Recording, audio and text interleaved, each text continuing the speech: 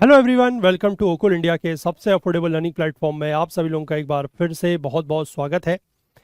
और आज हम लोग फिर से मिले हैं सी सेट 2022 का पेपर, उसका सेट ए हम लोग सॉल्व कर रहे हैं।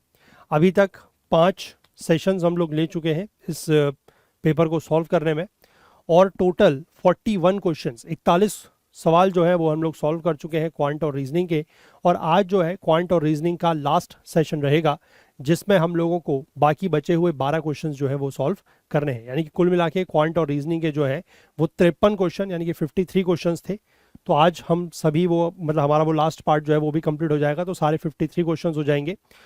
उसके बाद हम लोग जल्दी से आज ही के सेशन में ये देखेंगे कि ये जो 53 क्वेश्चंस हमने डिस्कस किए हैं, इसमें से कितने क्वेश्चंस ऐसे हैं जो इजी हैं, मॉडरेट हैं और हार्ड हैं, और कितने क्वेश्चंस ऐसे हैं जो एग्जामिनेशन हॉल में आप बड़े आसानी से कर सकते थे।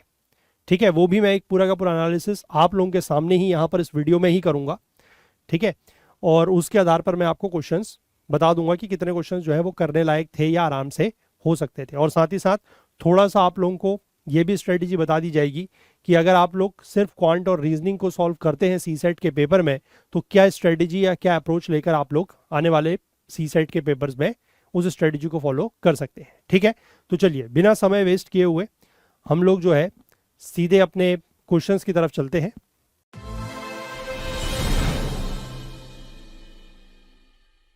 और ये देखिए, ये था वो last question, that is question number 65 जो हमारे सेट ए का था, जो हमने लास्ट डिस्कस किया था।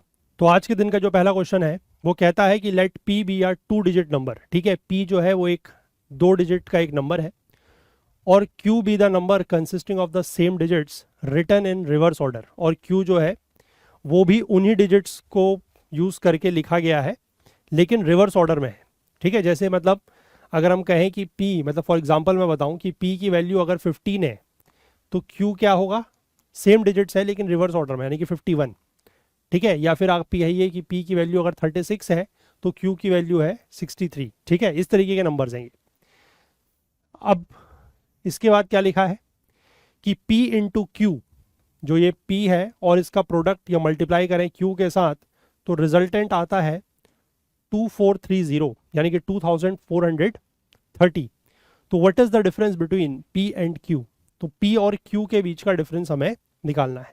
ठीक है, अब देखो कैसे इस क्वेश्चन को सॉल्व कर सकते हैं। ये क्वेश्चन थोड़ा सा मैं कहूँगा ट्रिकी है, और एग्जाम में इसको सॉल्व कर पाना जल्दबाजी में, क्योंकि वहाँ पर थोड़ा सा जल्दी रहती है, तो उतना आसान नहीं होगा। बट सबसे अच्छा तरीका इसको सॉल्व करने का ये है कि आप ये 2430 जो है इसको फैक्टराइज करो। ठीक है, इसके फैक्टर बनाओ। अब 2430 जो है वो एक काफ़ी बड़ा नंबर है, इसके अगर आप फैक्टर करोगे तो देखो, अगर आपको थोड़ा बहुत इसको आप तोड़ पाओ तो आप इसको 81 इंटू 30 लिख सकते हो, क्योंकि 81 इंटू 3 इज 243। ठीक है, तो 81 इंटू 30 लिख लिया आपने, और 81 को आप 9 इंटू 9 लिख सकते हो। ठीक है, और 30 को आप 3 इंटू 10 लिख सकते हो। ठीक है, जितना छोटे फ्रैक्शन में तोड़ सकते हो उतना तोड़ लो। अब देखो 9 इंटू 9 को आप 3 इंटू 3 और 3 इंटू 3, ठीक है, ये लिख ही सकते हैं। और यहाँ पर एक और 3 ये वाला है, और इसको आप 5 इंटू 2 ये लिख सकते हैं। ठीक है, तो ये इसके जो है फ्रैक्शंस बन गए, फैक्टर्स बन गए। ठीक है, 2430 को। अब हमें इन फैक्टर्स को कुछ इस प्रकार से जो है वो अरेंज करना है कि हमारे जो दो नंबर बने, ठीक है, P और Q, ये दो नंबर जो है, अगर ये नंबर हमारा एक्स वाई है तो ये नंबर हमारा वाई एक्स होना चाहिए। ठीक है, इस तरीके के कुछ फैक्टर्स हमें बनाने पड़ेंगे। अब देखो, अगर 2 से मैं शुरू करूं और 2 के साथ अगर मैं 5 ले लूं तो दैट बिकम्स 10, और 10 के साथ अगर मैं मान लो 3 ले लूं 30। ठीक है, सपोज कर लो मैं 10 के साथ 3 ले लूं 30, तो एक नंबर अगर 30 बनेगा तो दूसरा number can not be a 03 type. ठीक है, क्योंकि 10 नंबर जो है मैं नहीं बना सकता, समझ रहे हो, मतलब 10 नंबर जो है मैं नहीं ले सकता, क्योंकि 10 के साथ मैं कुछ भी मल्टीप्लाई करूं, 3 करूं चाहे 9 करूं, वो नंबर जो है उसको जब मैं रिवर्स करूंगा, अगर मान लीजिए मेरा नंबर जो है वो 70 बनता है, से फॉर एग्जाम्पल 70, वैसे तो यहाँ पर बनेगा नहीं, सपोज करो 30 बनता है, और 30 को अगर मैं रिवर्स करूंगा तो वो 03 हो जाएगा, तो फिर वो 2 डिजिट नंबर नहीं रहेगा। इसलिए मैं 5 और 2 को जो है वो एक साथ नहीं ले सकता, ठीक है। तो बाकी देखो, अब 3 3 जा 9, 9 के साथ अगर मैं 3 लूं या 9 के साथ अगर मैं 2 लूं तो वो बनेगा 18, ठीक है। फिर 18, अब मेरे को यहाँ पर हिट एंड ट्रायल ही करना पड़ेगा कि अगर मैं 18 के साथ, मतलब जैसे मान लो 3 3 और 2, तो 9 9 जा 3 3 जा 9 और 2 18, और बाकी मेरे पास 1 3 2 3 मतलब 27 और 27 इंटू 5, ठीक है। मतलब इसका रिवर्स मैं अगर करूंगा तो वो 81 होना चाहिए, लेकिन ऐसा तो होगा नहीं क्योंकि 18 इंटू 81 ये नंबर जो है आपका यहाँ तक नहीं पहुँच पाएगा, ठीक है। फिर और पॉसिबिलिटी चेक करो, अगर 3 इंटू 3 करता हूँ दैट बिकम्स 27, ठीक है। 27 का दुगना अगर मैं करूँगा, 27 का अगर मैं दुगना करूँगा, मतलब सॉरी 27 का अगर मैं नंबर रिवर्स करूँगा तो 72 बनेगा, बट ये 5 का जो फैक्टर है ये भी आना ज़रूरी है, ठीक है। तो इसका मतलब आप ये मान के चलो कि ये एक नंबर ऐसा है कि जिसका एक डिजिट तो 5 होगा ही होगा, क्योंकि 10 तो आ नहीं सकता, है ना। मैंने आपको बताया कि लास्ट में 0 तो आ नहीं सकता किसी भी नंबर की, क्योंकि जब उसको रिवर्स करेंगे तो वो फिर 03 फॉर्म में या 04 06 फॉर्म में आ जाएगा, 09 फॉर्म में आ जाएगा, जो 2 डिजिट रहेगा नहीं। तो अगर यहाँ पर नंबर जो है वो 5 है, तो इसको अगर मैं रिवर्स करूंगा तो मतलब एक, मतलब जैसे मैंने आपको एक्स और वाई के फॉर्मेट में बताया, तो मतलब एक्स या वाई दोनों में से एक नंबर जो है वो 5 है, ठीक है। अब 5 के साथ कुछ फैक्टर बनाने की कोशिश करो। देखो 3 इंटू 3 इज 9 एंड 9 5 इज 45, तो अगर मेरा नंबर यहाँ पर 45 है और बाकी मेरे पास क्या क्या नंबर बच रहे हैं 3 3 3, दैट इज 3 3 जा 9 3 जा 27 और 2 54, हाँ देखो 54, ये मेरे दो नंबर हैं जिनका प्रोडक्ट अगर मैं निकालता हूँ तो वो मेरे इसके बराबर आएगा। आप चेक करके देख लो, 45 इंटू 54 इसका प्रोडक्ट इसके आसपास आएगा, ठीक। और यही दो नंबर है जो रिवर्स ऑर्डर में लिख के भी ठीक बन रहे हैं, और आपको इन दोनों के बीच का ही डिफरेंस निकालना है। तो 54 माइनस 45 आप कर लोगे तो डिफरेंस विल बी 9। तो इस क्वेश्चन का जो सही जवाब बनेगा that will be option D 9, ठीक है। और वैसे भी आप एक चीज़ अगर यहाँ पर नोटिस करो, क्या नोटिस करोगे कि ये जो 2430 है, ठीक है, इसके आसपास का जो नियरेस्ट परफेक्ट स्क्वायर होता है वो 2500 होता है, ठीक है। और 2500 जो है वो 50 का परफेक्ट स्क्वायर है, ठीक है। 50 का स्क्वायर निकालोगे तो 2500 आएगा, जो कि इसके नियरेस्ट का परफेक्ट स्क्वायर है। अब इसको देख के हमें एक चीज समझ में आ सकती है कि हमारे जो दो नंबर होंगे वो 50 के ही आसपास होने चाहिए, एक नंबर 50 से थोड़ा छोटा और एक नंबर 50 से थोड़ा सा बड़ा, ठीक है। तभी हमारा इस तरीके का जो प्रोडक्ट है वो बन सकता है। तो यहां पर हमने देख लिया कि नंबर जो है 45 और 54, एक नंबर 50 से थोड़ा छोटा और एक नंबर 50 से थोड़ा बड़ा, ठीक है। तो क्वेश्चन आपका जो है वो मतलब थोड़ा सा मैं कहूंगा कि मॉडरेट लेवल का ही ये क्वेश्चन था, ठीक है। तो चलिए यहाँ पर मैं इसमें लिख भी देता हूँ मॉडरेट लेवल का ये क्वेश्चन था, सो दैट कि अभी हम जब आगे एनालाइज करेंगे इसी सेशन में तो थोड़ा सा हमारा काम हल्का हो जाएगा, ठीक है। तो एम का मतलब हो गया ये क्वेश्चन मॉडरेट लेवल का था और इसका आंसर जो है दैट इज ऑप्शन डी, ठीक है। चलो नेक्स्ट क्वेश्चन पे चलते हैं। नेक्स्ट क्वेश्चन क्या कह रहा है, ये क्वेश्चन बड़ा आसान है, ठीक है। थोड़ा सा पढ़ने में ज़रूर डर लग सकती है इस तरीके के क्वेश्चन को, लेकिन क्वेश्चन बहुत आसान है। इसमें यह लिखा हुआ है कि consider the following statements in respect of two natural numbers P and Q. P और क्यू जो है वो दो नेचुरल नंबर्स हैं, ठीक है। नेचुरल नंबर्स का मतलब आपको पता होगा कि 1 से लेकर इन्फिनिटी तक जो जाते हैं दे आर नेचुरल नंबर्स, और उसमें से भी कंडीशन दी गई है कि पी जो है एक प्राइम नंबर है और क्यू जो है वो एक कंपोजिट नंबर है, ठीक है। पी मतलब प्राइम नंबर। प्राइम नंबर क्या होते हैं, प्राइम नंबर वो होते हैं जिनका जो फैक्टर है या तो वो नंबर खुद होते हैं या फिर 1 होता है, उनका इसके अलावा और कोई फैक्टर नहीं होते। जैसे 2 हो सकता है, 3 हो सकता है, 5 7 11 13 17 19 एंड सो ऑन, ठीक है। इस तरीके से प्राइम नंबर जो है वो हो सकता है पी। और Q is a composite number. Composite number जो है any number other than prime number उसको कंपोजिट नंबर्स बोलते हैं, मतलब जिनके एक से ज्यादा फैक्टर्स होते हैं। जैसे कि आप ले लो 4, ठीक है, 6 8 9 10, ठीक है, 12 14 16 15, ऐसे करके ये सारे के सारे बन गए कंपोजिट नंबर्स, ठीक। अब इसके बाद आपसे क्या कह रहा है, स्टेटमेंट 1 कहता है कि P into Q can be a odd number, ठीक है, अब यहां पर देखो एक चीज का ध्यान रखना कि यहां पर कैन लिखा हुआ है। कैन का मतलब है कि P और Q का जब हम प्रोडक्ट निकालें तो वो एक ऑड नंबर हो सकता है।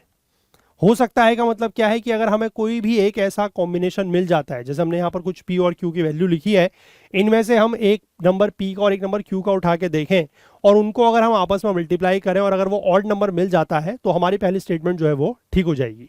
ठीक है, हर स्टेटमेंट में आप देख सकते हो कि कैन लिखा हुआ है, मतलब एक एक पॉसिबिलिटी भी अगर हमें मिल गई तो हमारा काम हो जाएगा। ठीक, अब देखो P into Q can be an odd number. ठीक है, P into Q can be an odd number. देख लेते हैं कोई ऐसा P और Q का कॉम्बिनेशन बन रहा है क्या कि जो ऑड नंबर हो सकता है। ठीक है, देखो बिल्कुल हो सकता है। कैसे? 3A और 9 ले लो आप, 3 और 9। ठीक है, 3 is a prime number, 9 is a composite number, तो 3 इंटू 9 इज अ 27। ठीक है, तो 27 एक ऑड नंबर है ना। और क्या हो सकता है, और क्या हो सकता है, आप यहां से ले लो 11 और 9, 11 इंटू 9 ले लो, again 99। 11 is an prime number, 9 is a composite number, 99 ये फिर से ऑड नंबर बन गया। तो यानी कि पहली स्टेटमेंट जो है वो हमारी ठीक है कि P और Q का मल्टीप्लाई अगर हम करें तो वो एक ऑड नंबर हो सकता है। दूसरा कह रहा है कि Q divided by P can be a prime number. Q को अगर हम P से डिवाइड करें तो वो एक प्राइम नंबर हो सकता है। अब फिर से कॉम्बिनेशन चेक करेंगे। देखिए Q और P जो है वो एक प्राइम नंबर हो सकता है, मतलब Q डिवाइडेड बाय P। आप 6 और 3 ले लो, Q को आप ले लो 6, P को आप ले लो 3। ठीक है, और Q डिवाइडेड बाय P कर लो, Q डिवाइडेड बाय P यानी कि 6 divided by 3 which is 2, and 2 is a prime number. होता है, बिल्कुल होता है। ठीक है, सिमिलरली आप चाहो तो 9 और 3 ले लो। ठीक है, 9 डिवाइडेड बाय 3 करोगे which will be 3 and 3 is again a prime number. तो यानी कि दूसरी स्टेटमेंट भी जो है वो ठीक है कि Q by P can be a prime number. तीसरा कह रहा है कि P प्लस Q, P और Q को अगर हम ऐड करेंगे तो वो एक प्राइम नंबर आ सकता है। ठीक है, करके देख लो, P और Q को ऐड करो, प्राइम नंबर आ सकता है ना। ऐसा भी कोई केस बनता है क्या, चेक करो। ठीक है, हाँ बिल्कुल बन सकता है। देखो 3 और 8 को जोड़ लो। ठीक है, 3 plus 8, 3 is a prime number, 8 is a composite number. दोनों को ऐड करो, 3 और 8 को, 3 और 8 को ऐड करो, क्या बनेगा 11 which is a prime number. आप 2 इज अ प्राइम नंबर, इसके साथ 9 is a composite number, 11 add कर लो तब भी बन जाएगा। ठीक है, आई होप समझ रहे हो। 5 के साथ 8 जोड़ लो, 5 plus 8 is 13 which is again a prime number, तो ये भी पॉसिबिलिटी है। तो इसमें ये तीनों की तीनों जो पॉसिबिलिटीज हैं, which of the above statements are correct, तो ऑल 3 स्टेटमेंट्स आर करेक्ट, 1 2 3 तीनों ही सही हैं। ठीक है, आंसर बनेगा ऑप्शन डी।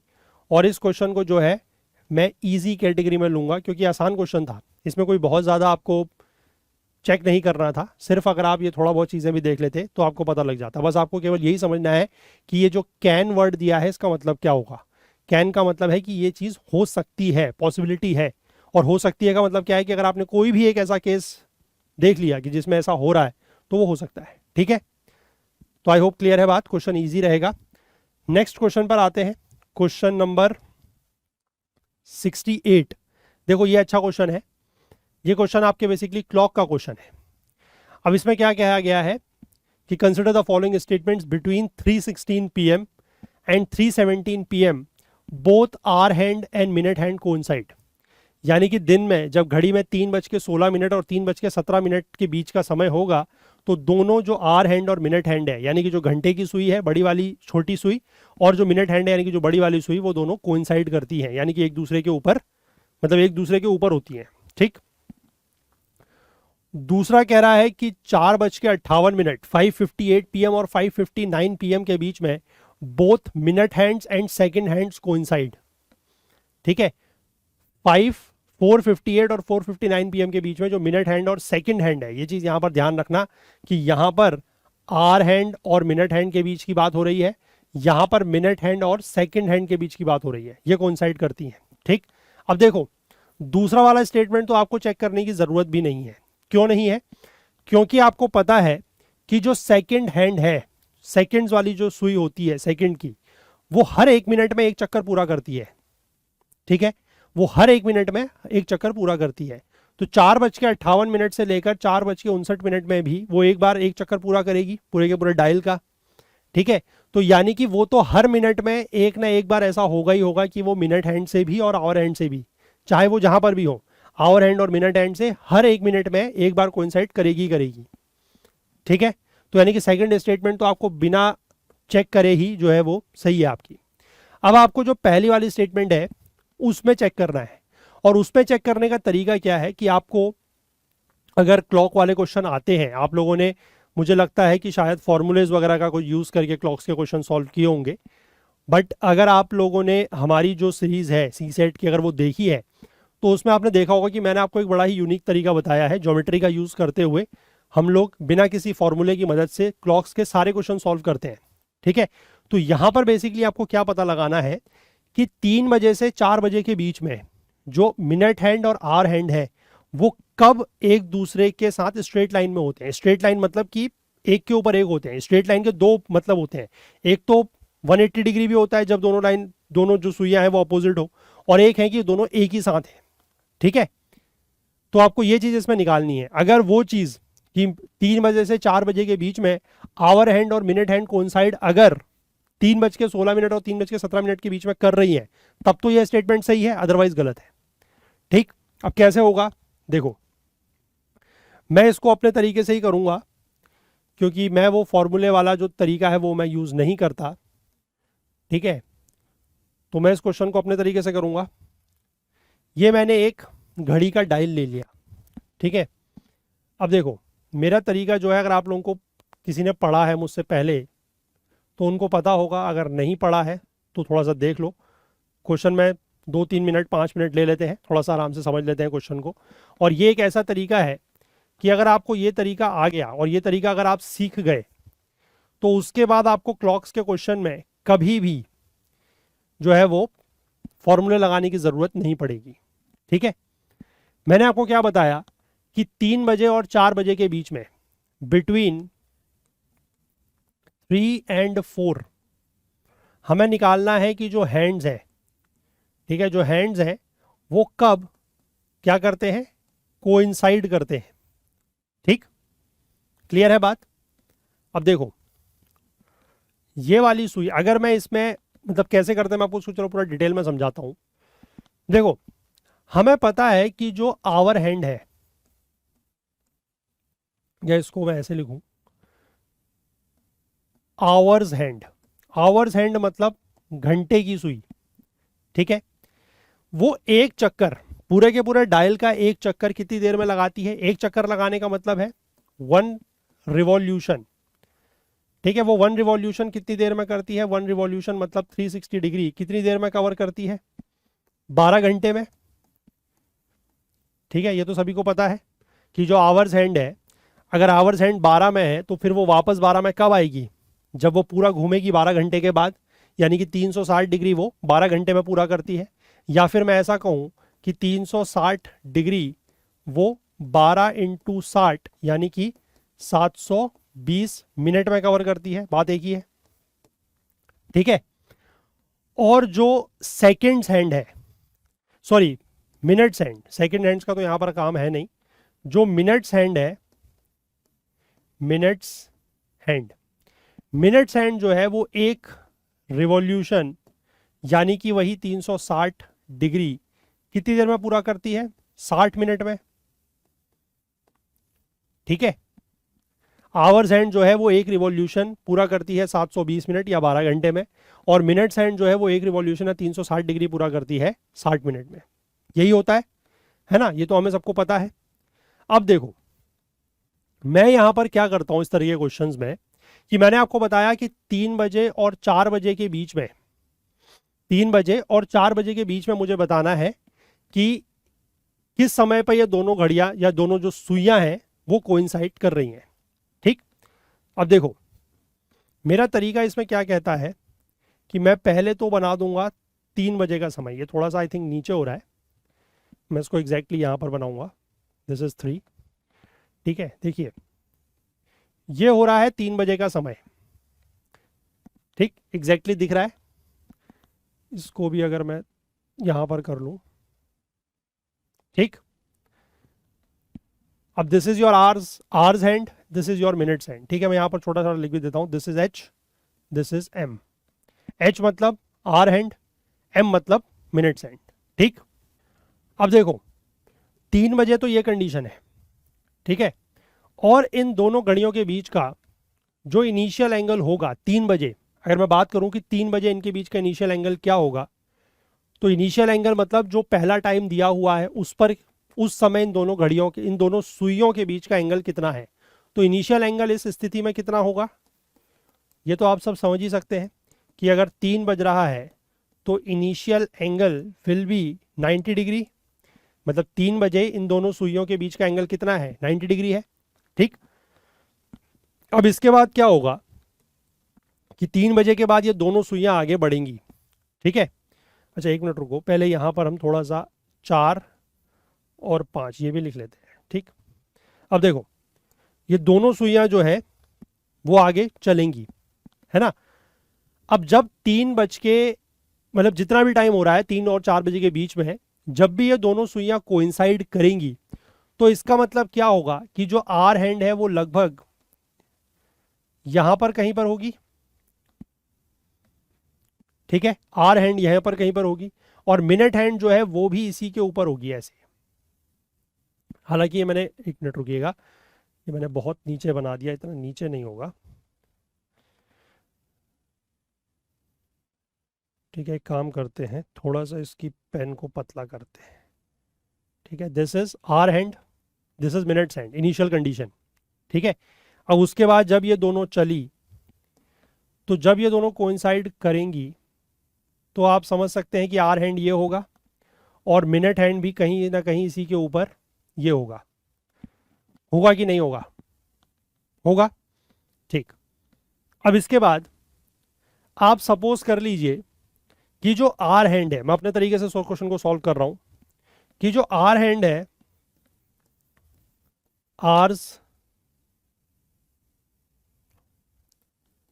आर्स हैंड, उसने सपोज कर लीजिए जिस समय 3 बज रहा था वो यहां पर थी आर्स हैंड, और जब जब वो कोइंसाइड कर गई तो वो इतना थोड़ा सा नीचे आ गई। सपोज करो कि आर हैंड जो है वो कितना चली, x डिग्री।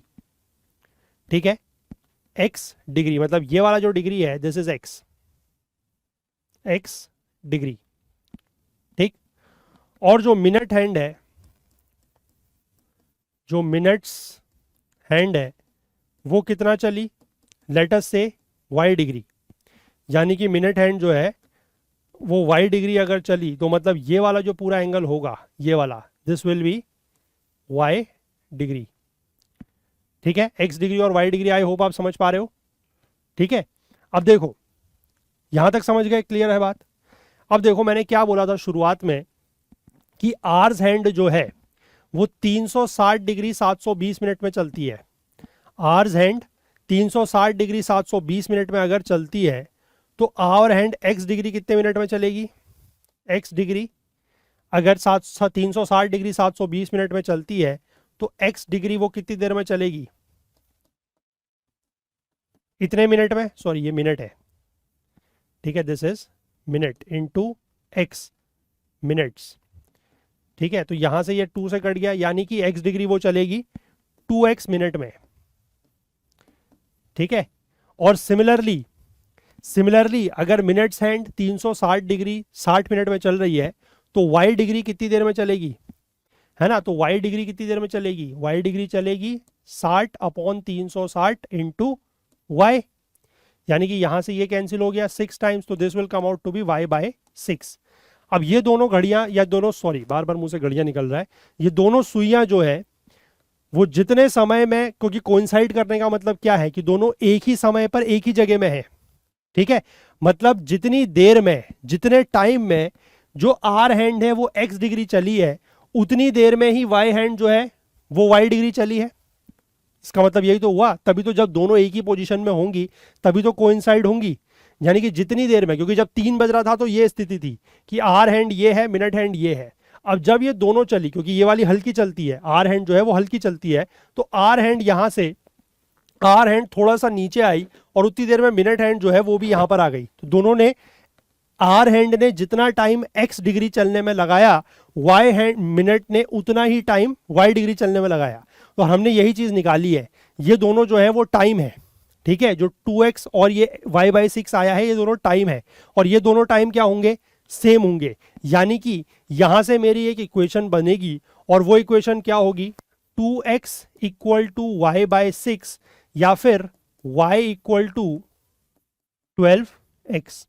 और ये मेरी जो है वो क्लॉक्स की यूनिवर्सल इक्वेशन है, जिसको मैं कहीं पर भी यूज कर सकता हूं, y इक्वल टू 12x, ठीक है। डिपेंडिंग अपॉन की आर हैंड का मैंने x डिग्री और मिनट हैंड को y डिग्री अगर लिया है, तो y इक्वल टू 12x मेरी इक्वेशन हमेशा हो सकती है, ठीक है। यहां तक समझ गए, यहां तक बात क्लियर है। इसके बाद कुछ नहीं करना है, सिंपल ज्योमेट्री है। मैं ये वाली साइड थोड़ा सा रब कर रहा हूं, क्योंकि ये तो मैंने आपको कंसेप्ट बताने के लिए लिखा था। बस आपको ये वाली इक्वेशन फिलहाल याद रखनी है कि y इक्वल टू 12x, ठीक है। अब देखो, इसके बाद अब सिंपल ज्योमेट्री का यूज है।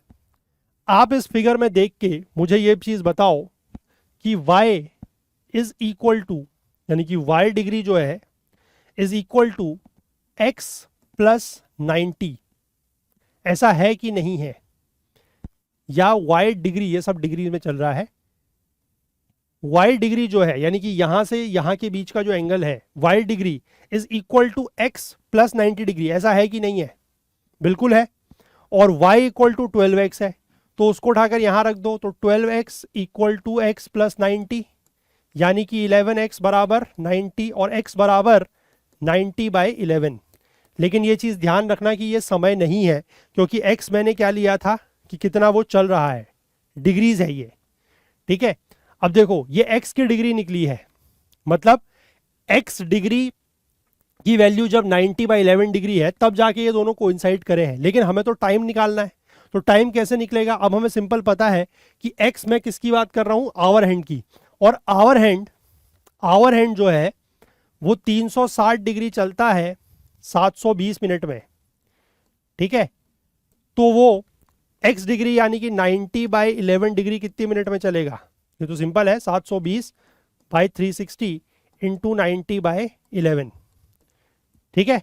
तो यहां से ये कट गया 2 और यहां से ये कट गया 180/11। अब 180/11 को आप मिक्स्ड फ्रैक्शन में चेंज कर लो तो क्या वैल्यू आएगी, 180/11 को आप मिक्स्ड फ्रैक्शन में चेंज करोगे तो ये वैल्यू आएगी 11 1 11 बचेगा 7, 11 6 ठीक है, और 4/11, ठीक है। इतना मिनट्स पास्ट 3, यानी कि 3:16 4/11 मिनट्स, मतलब 16 मिनट से थोड़ा सा ज्यादा, उतने समय पर ये दोनों घड़ियां या दोनों सुइयां जो है वो कोइंसाइड करेंगी। तो हमसे क्या पूछा था कि between 316 and 317 these hands coincide, this is absolutely correct, ये बिल्कुल करेक्ट है। तो इसके हिसाब से आंसर क्या बनेगा, ऑप्शन सी, ठीक है। अब कुछ लोगों को जो है ये तरीका थोड़ा सा टिपिकल लगेगा, बट ये तरीका मैं आपको बताऊं बड़ा आसान है, ठीक है। अगर आपने क्लॉक्स और कैलेंडर हमारे जो सी सेट की सीरीज अगर उससे पढ़ा है तो आप ये तरीका बहुत ही आसान पाएंगे, ठीक है। मैंने यहाँ पर सारी चीज़ें इसलिए लिख लिख के करी है तो थोड़ा सा आपको टिपिकल लग सकता है, बट तरीका ये बहुत आसान है। अगर आप थोड़ा सा इसकी प्रैक्टिस करेंगे तो ये क्वेश्चन बड़े आसानी से हो जाएंगे। हालांकि ये क्वेश्चन जो है उस तरीके से भी हो सकता है जो आपके फॉर्मूलेज वाला तरीका होता है, बट मैं फॉर्मूलेज का इस्तेमाल नहीं करता, ठीक है, क्योंकि फॉर्मूलेज में बहुत सारे आपको याद रखने होते हैं।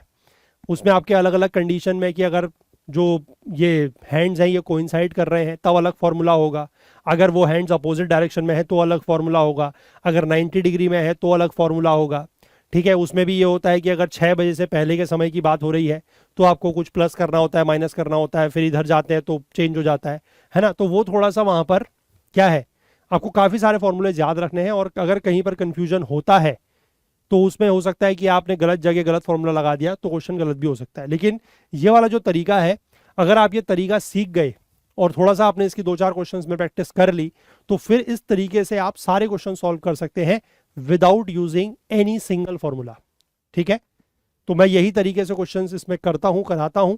तो आई होप अगर आपको ये समझ में आया हो तो बहुत अच्छी बात है, अगर नहीं आया तो मेरी आपसे ये गुजारिश रहेगी कि हमारी जो सी सेट की एक सीरीज़ है इसी चैनल पर है, उसको जाके आप देखिएगा और वहाँ पर आप सर्च करेंगे क्लॉक्स, तो आपको एक ही वीडियो मिलेगा और उस एक वीडियो में हमने अराउंड 5-6 टाइप के जो क्वेश्चन है अलग अलग वो डिस्कस किए हुए हैं, वहाँ पर आप इसको देख सकते हैं। ठीक है, फिलहाल इसका जवाब जो है दैट इज ऑप्शन सी। और इस क्वेश्चन को जो है मैं इजी कैटेगरी में ही लूंगा। उसके पीछे रीजन ये है कि चाहे आप इस तरीके से करें चाहे आप इसको फॉर्मूले से करें, दोनों ही तरीके से ये क्वेश्चन सॉल्व हो जाएगा बड़े आराम से। ठीक है, चलिए, अब किसी को लगेगा कि इस तरीके से ज़्यादा टाइम लग रहा है, फॉर्मूले से ये क्वेश्चन जल्दी हो जाता, तो ये बात आप मेरी मानिए, अगर किसी ने मेरा पुराने वाले जो वीडियो सीरीज अगर वो देखी और उनको अगर ये तरीका पता है तो इस क्वेश्चन को सॉल्व करने में भी हार्डली 2 मिनट लगेगा। ठीक है, मुझे लंबा टाइम इसलिए लगा क्योंकि मैंने आपको सब चीज़ें बना के बता के सिखाई हैं, समझाई है। ठीक है, अदरवाइज 2 मिनट का काम है इस क्वेश्चन को सॉल्व करना, इससे बड़ा बात नहीं है। ठीक, चलिए नेक्स्ट क्वेश्चन देखते हैं। नेक्स्ट क्वेश्चन ये है, नेक्स्ट क्वेश्चन क्या कहता है, देखिए ये भी बड़ा अच्छा क्वेश्चन है, बड़ा ही कंसेप्चुअल क्वेश्चन है। ठीक है, इसको जो आप मिक्सचर और एलिगेशन बोलते हैं कि एक कंटेनर से दूसरे कंटेनर में चीज़ों को मिला रहे हैं, तो वो क्वेश्चन है, लेकिन बड़ा ही लॉजिकल है। 2 कंटेनर है एक्स और वाई। ठीक, एक्स कंटेनर में 100 ml मिल्क है और वाई में 100 ml ऑफ वाटर है। 20 ml ऑफ मिल्क जो है वो एक्स से ट्रांसफर किया गया वाई में और उसके बाद उसकी आपस में मिक्सिंग की गई। उसके बाद 20 ml of mixture in y is transferred back to x if m denotes the proportion of milk in x and n denotes the proportion of water in y, then which one of the following is correct। ठीक, देखो question पढ़ने में difficult लग सकता है लेकिन मैं बताऊं क्वेश्चन बहुत ही आसान है। ठीक है, अब देखो कैसे करेंगे। आपके 2 कंटेनर है, एक है x और दूसरा है y। ठीक है, 2 कंटेनर है x और y, आई होप समझ रहे हैं। 2 कंटेनर है, एक है x और एक है y। ठीक है, अब इन दोनों कंटेनरों में मैं 2-2 कॉलम और बनाऊंगा, उसके पीछे रीजन है। ठीक है, एक में मैं लिखूंगा वाटर, या पहले अगर मिल्क दिया हुआ है तो पहले लिखते हैं milk. M stands for milk, W stands for water। M stands for milk, W stands for water। ठीक, समझ गए।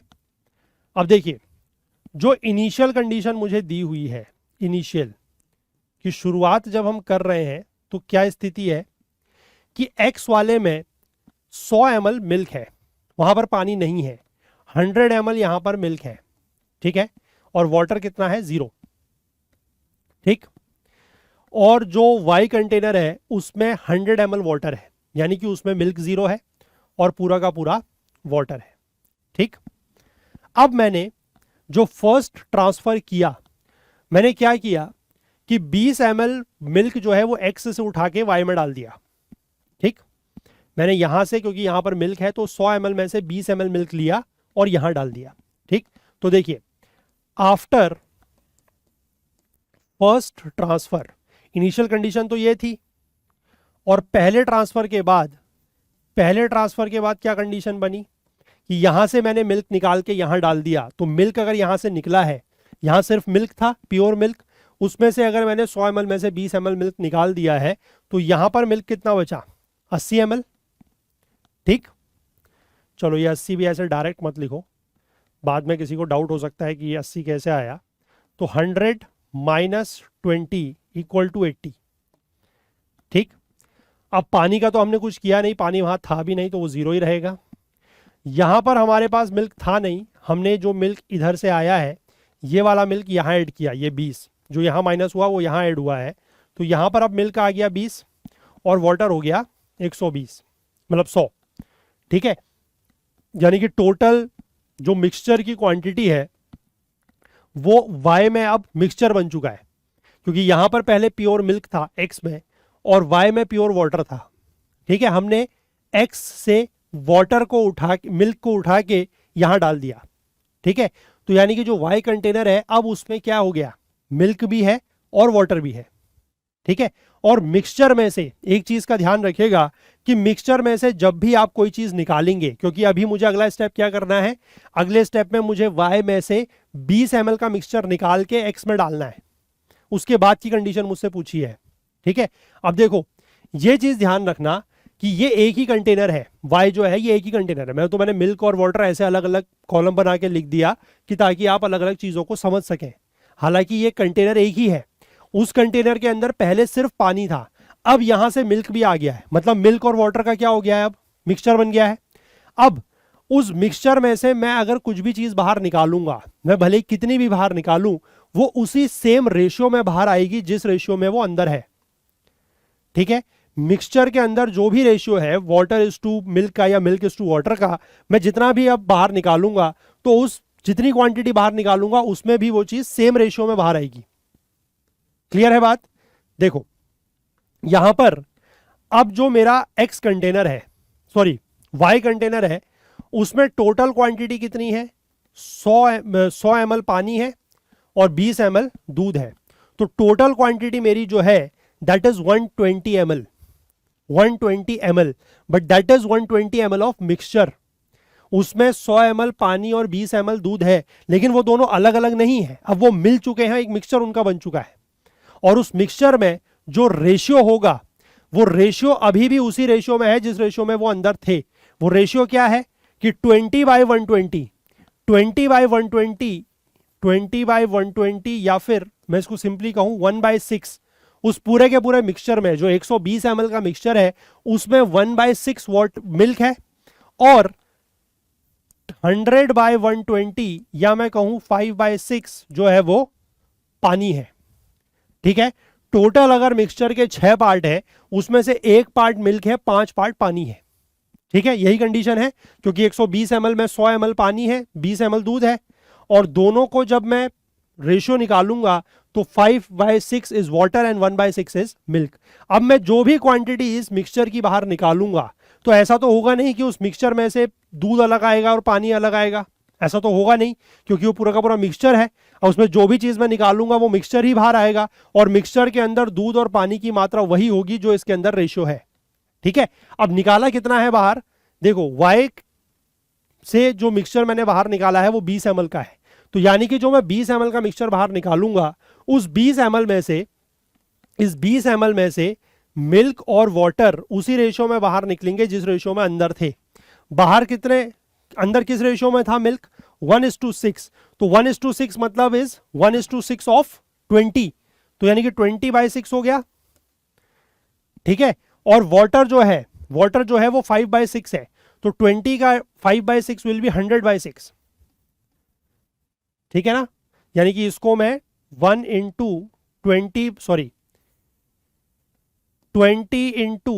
1/6 लिख सकता हूं, और इसको मैं 20 into 5/6 लिख सकता हूं, क्योंकि टोटल में वहां से जो मिक्सचर निकाल रहा हूं वो 20 है, उसका 1/6 विल बी मिल्क, क्योंकि ये 1/6 था। ठीक है, और उसी 20 का 5/6 विल बी वाटर, क्योंकि ये 5/6 था। तो यानी कि जो मैंने मिक्सचर निकाला उसका 20/6, उस मिक्सचर का 20 ml के मिक्सचर में से मेरे पास 20/6, 20/6 क्या आया, मिल्क आया, और 100/6 या 20 into 5/6 वाटर आया।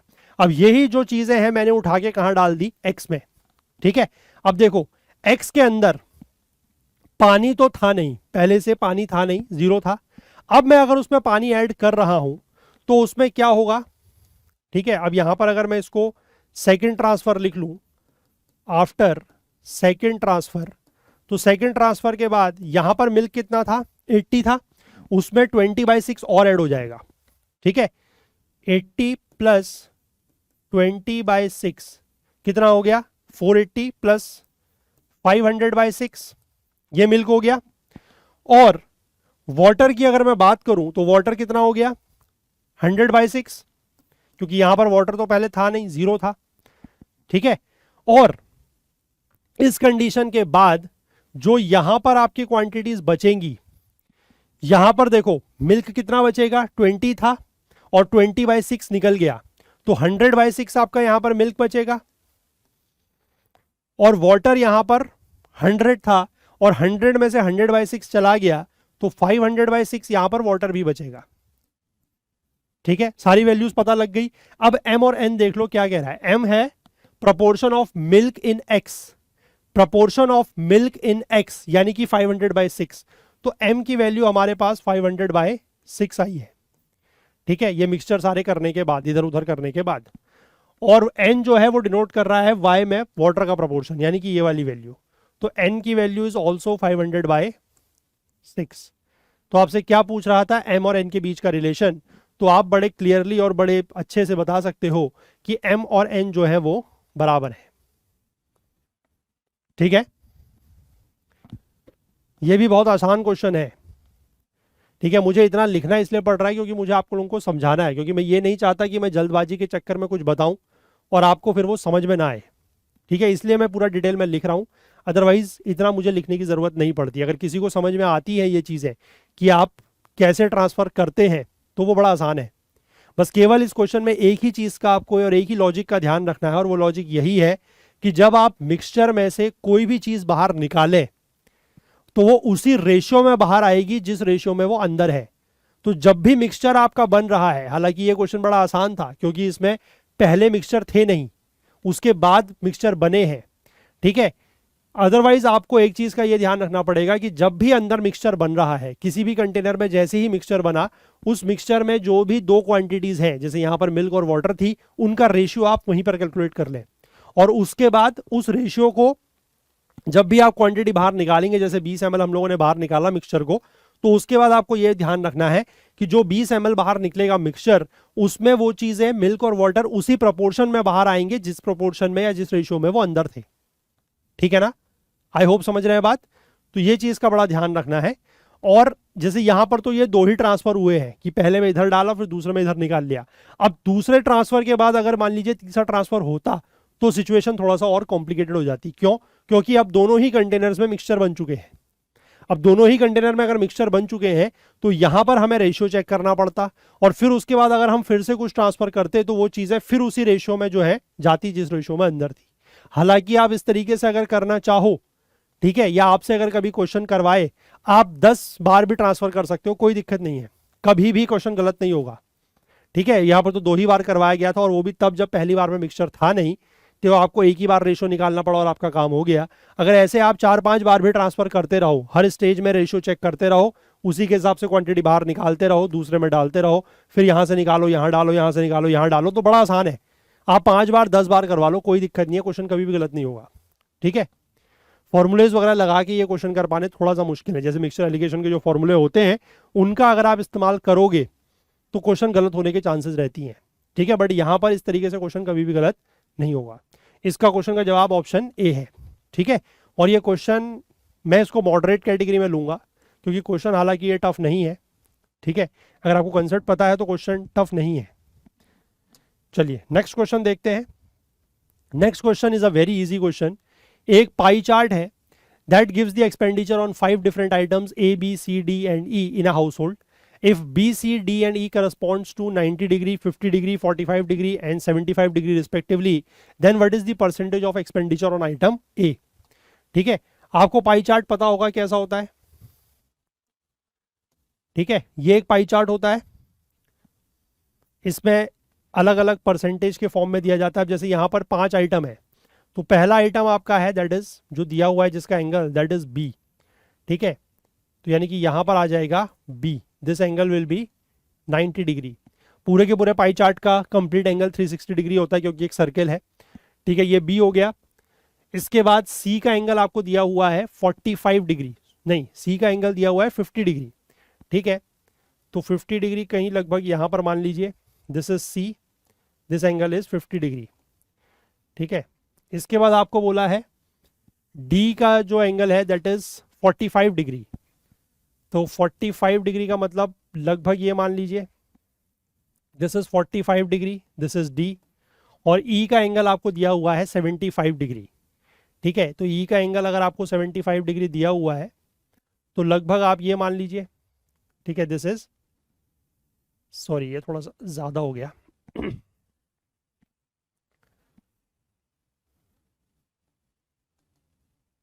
75 डिग्री आपसे बोल रहा है, तो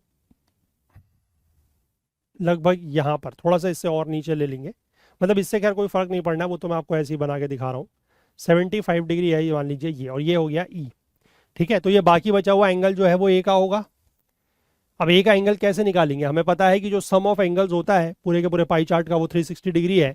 तो ए का एंगल निकालने के लिए मुझे क्या करना होगा, ये सारे एंगल को ऐड करके 360 में से माइनस करना पड़ेगा। और कितना माइनस करूंगा मैं, 90 प्लस 50 प्लस 45 और प्लस 75, इन सबको आप ऐड कर लीजिएगा, 260 आएगा। और 360 में से 260 घटाएंगे तो यू विल गेट 100 डिग्री। मतलब ए का जो ये एंगल बन रहा है दिस इज 100 डिग्री। ठीक, अब आपसे लेकिन परसेंटेज के टर्म्स में पूछा है, तो आपको पता है कि ए का एंगल अगर 100 डिग्री है और टोटल एंगल अगर 360 होता है तो परसेंटेज कैसे निकालते हैं, 100 अपॉन टोटल 360, और परसेंटेज में निकालना है तो मल्टीप्लाई बाय 100।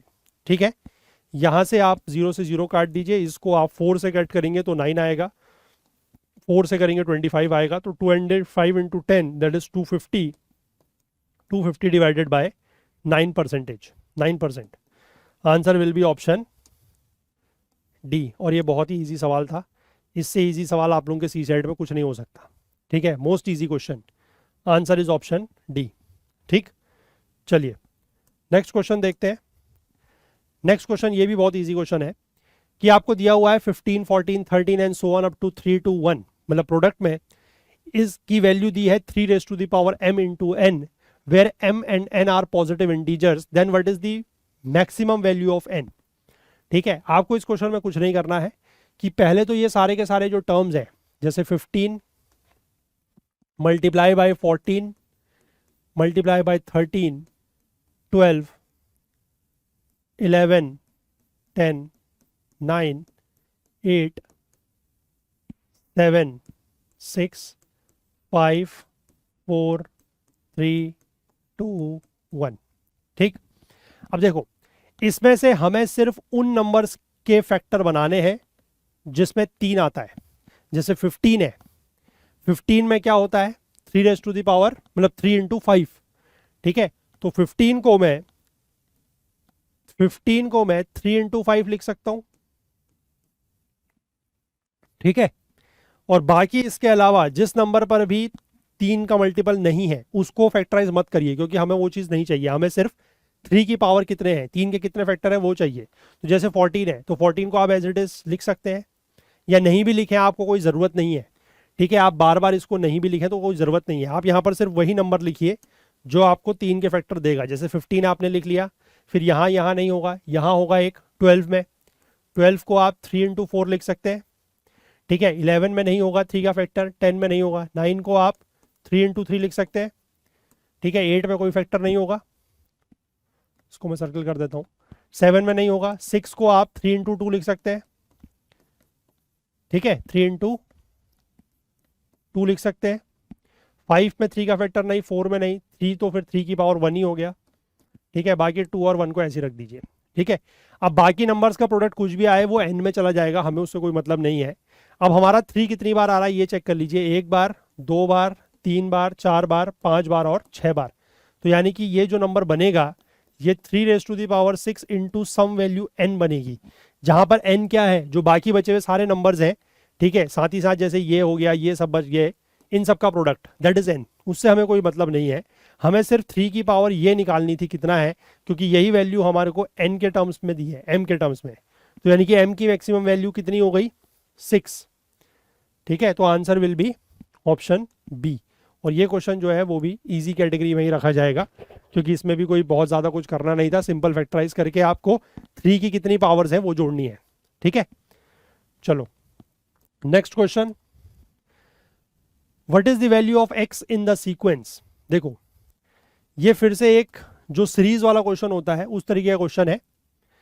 अब इस तरह के क्वेश्चन में मैंने आपको पहले ही बताया कि आपको सीरीज का पैटर्न जो है वो पहचानना है। अगर आपने पैटर्न पहचान लिया तो क्वेश्चन आसान है, अगर पैटर्न नहीं पहचान पाते हैं तो क्वेश्चन टफ हो सकता है। जैसे दिया हुआ है 2, 12, 36, 80 और 125, और इसका अगला नंबर आपको निकालना है। अब आप पहले ये देखिए कि पैटर्न क्या बन रहा है। हालांकि ये क्वेश्चन जो है थोड़ा सा मैं मॉडरेट मानूंगा, क्योंकि ये जो सीरीज है वो थोड़ा सा आइडेंटिफाई करना कभी कभी डिफिकल्ट हो सकता है। हालांकि सीरीज ये क्या है, 1 cube plus 1 square, 2 cube plus 2 square, 3 cube plus 3 square, 4 cube plus 4 square और 5 क्यूब प्लस 5 स्क्वायर। आप चेक कर लीजिएगा, 1 cube plus 1 square will be 2, 2 cube is 8, 2 square is 4, तो 8 plus 4 is 12, 3 cube 27, 3 square 9, 27 plus 9 36, 4 cube 64, 4 square 16, 64 और 16 मिला के 80, 5 cube is, sorry यहाँ पर गलत हो गया, ये 150 है, ठीक है। 5 क्यूब इज 125, 5 स्क्वायर इज 25, दोनों को ऐड करेंगे तो 50 आ जाएगा। तो जो हमें x की वैल्यू पूछी है that will be nothing but 6 cube plus 6 square. 6 cube is 216, 6 square is 36, दोनों को ऐड कर दीजिए, आंसर विल बी 252, ठीक है। Answer will be 252, option B. But ये क्वेश्चन मैं मॉडरेट कैटेगरी में लूंगा क्योंकि ये क्यूब और स्क्वायर वाली जो सीरीज है ये थोड़ा सा वहां पर एग्जाम में आइडेंटिफाई करना मुश्किल रहती है, ठीक है। अगर फिर भी आपको आपने अगर थोड़ा प्रैक्टिस की है और आपको अगर ये सीरीज पकड़ में आ गई तो बहुत अच्छी बात है, आप कर लेंगे। अदरवाइज कभी कभार इसमें थोड़ा या तो टाइम ज़्यादा लग सकता है या फिर हो सकता है कि ये सॉल्व ना हो पाए, ठीक है। चलो नेक्स्ट क्वेश्चन देखते हैं। नेक्स्ट क्वेश्चन क्या कह रहा है, ये भी आसान क्वेश्चन है कि वन नॉन जीरो डिजिट मतलब 1 से लेकर 9 तक के डिजिट, एक वॉवल क्या होते हैं, AEIOU, ठीक है, ये वॉवल्स होते हैं आपको पता है, और एक कॉन्सोनेंट यानी कि बाकी जितने भी वर्ड्स होते हैं, ठीक है, पूरी की पूरी जो इंग्लिश अल्फाबेट होती है A से लेकर Z तक, उसमें AEIOU को हटा दें तो दे आर कॉन्सोनेंट्स, ठीक है। Are to be used in forming a password, यानी कि 3 डिजिट का एक पासवर्ड बनाना है जिसमें से एक नॉन जीरो डिजिट होना चाहिए एक जगह पर एक वॉवल होना चाहिए और बाकी एक जो बची हुई पोजीशन है वहां पर कॉन्सोनेंट होना चाहिए, ठीक है। और कंडीशन ये दी गई है कि each password has to start with a vowel, यानी कि हर पासवर्ड जो है, अगर 3 नंबर का पासवर्ड है 3 डिजिट का, तो पहले डिजिट में वॉवल आना चाहिए और एंड जो है वो कॉन्सोनेंट से होना चाहिए। तो how many such passwords can be generated, ठीक है, बड़ा ही आसान क्वेश्चन है। पहले पे अगर वॉवल आ सकता है तो पहली वाली जो पोजीशन है वो आप कितने तरीके से फिल कर सकते हैं, 5 तरीके से, और कोई तरीका नहीं है, ठीक है। या तो आप यहाँ पर ए लिखेंगे या ई या आई या ओ या यू, ठीक है, AEIOU यही लिख सकते हैं, और तो कोई तरीका है नहीं क्योंकि यहाँ पर वॉवल से स्टार्ट होना है। और हर पासवर्ड जो है वो एंड किससे होगा, कॉन्सोनेंट से, यानी कि यहां पर आपके पास कितने तरीके हो गए, बाकी बचे हुए 21, ठीक है। क्योंकि अगर वॉवल्स 5 हैं तो कॉन्सोनेंट्स कितने होंगे, क्योंकि आपको पता है कि पूरी की पूरी जो अल्फाबेट होती है A से लेकर Z तक, उसमें 26 नंबर्स होते हैं, 26 अल्फाबेट होते हैं, 5 वॉवल है, तो कॉन्सोनेंट कितने हो जाएंगे, 5, अगर आपके वॉवल्स जो है वो 5 है तो कॉन्सोनेंट्स कितने हो जाएंगे, कॉन्सोनेंट्स हो जाएंगे 21, ठीक है। अब ये 5 है, 6 नहीं है, दिस इज 26, दिस इज 5, ठीक है। तो कॉन्सोनेंट्स 21 हो गए। तो पहली वाली पोजीशन में सिर्फ वॉवल लिखने हैं तो आप 5 तरीके से लिख सकते हैं, लास्ट वाले में आपको सिर्फ कॉन्सोनेंट लिखने हैं तो आप 21 तरीके से लिख सकते हैं, और बाकी बचा हुआ जो बीच का नंबर होगा वहां पर क्या आएगा, नॉन जीरो डिजिट ही आएगी। और नॉन जीरो डिजिट कितनी हो सकती है, 1 से लेकर 9 तक, यानी कि 1 2 3 4 5 6 7 8 9। तो यहां पर आप जो नंबर है वो 9 तरीके से लिख सकते हैं। तो कितने पासवर्ड इसमें बनेंगे, इनका प्रोडक्ट निकाल लीजिए, this will come out to be 45 into 21, और ये वैल्यू आपकी आएगी 945, ठीक है। This value will come out to be 945, answer will be C, ठीक है। ये भी इजी कैटेगरी में ही रखा जाएगा, क्वेश्चन आसान है, कोई इसमें डिफिकल्ट चीज़ नहीं है करने में, सिर्फ प्रोडक्ट आपको निकालना है, ठीक है, तो आप कर सकते हैं। इसके बाद नेक्स्ट अगर क्वेश्चन देखें तो वो क्या कह रहा है, ये क्वेश्चन थोड़ा सा अच्छा है, इसको ध्यान से देखेंगे कि there are 9 cups placed on a table arranged in equal number of rows and columns, out of which 6 cups contain coffee and 3 cups contain tea, ठीक है। 6 कप जो है उनमें कॉफी है और 3 कप जो है उनमें टी है, टोटल 9 कप्स है, ठीक है। अब इन कप्स को हमें ऐसे अरेंज करना है, मतलब इक्वल नंबर ऑफ रोज और कॉलम्स में, मतलब 3 3 के ऐसे बना देंगे ताकि नंबर ऑफ रोज और नंबर ऑफ कॉलम जो है वो बराबर रहे, ठीक है। अब इसमें यह पूछा है कि in how many ways can they be arranged so that each row should contain at least 1 cup of coffee, कि हर रो में कम से कम 1 कप ऑफ कॉफी तो हो ही हो, उससे ज्यादा भी हो सकता है, ठीक है। अब देखो यहां पर हमारे पास 2 पॉसिबिलिटीज बनेंगी,